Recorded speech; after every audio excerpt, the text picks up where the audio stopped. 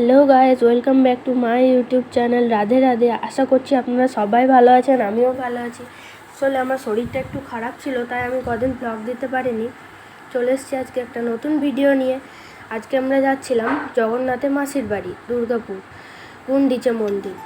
তো সেটাই ভাবলাম আপনাদের সাথে শেয়ার করি।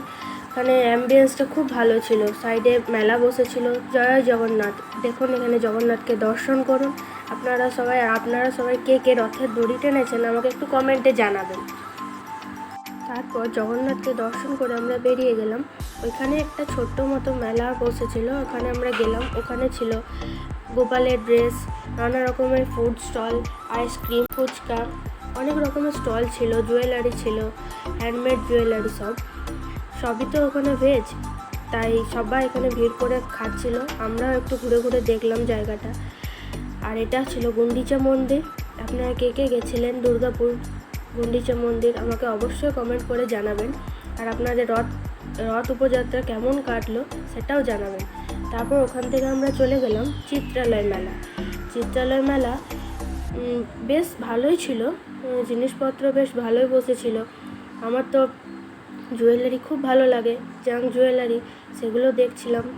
অনেক রকমের স্টল বসেছিল, এখানে ছিল চটির স্টল নানা রকমের, আর তার আগে ছিল জামা কাপড়, শাড়ি, অনেক রকমের ছিল। এবারে আপনারা যদি গিয়ে থাকেন নিশ্চয়ই জানবেন। আর এখানে ছিল দেখুন সুন্দর সুন্দর কানেরগুলো ছিল, আমার খুব ভালো লাগছিল, তাই আমি ভাবলাম আপনাদের সাথে একটু শেয়ার করি। এখানে ছিল কোরিয়ান ক্লিপগুলো, যেগুলো আমি আগে একটা নিয়ে ফেলেছি। আর এগুলো কানেরগুলো আমার দারুণ লেগেছে, এখান থেকে আমি একটা নিয়েছি। আপনারা গেস করুন তো আমি কোনটা নিয়েছি। আপনারা কি গেছিলেন রথের মেলাতে সেটাও আমাকে একটু কমেন্টে জানাবেন। দেখুন কি সুন্দর সুন্দর জিনিস।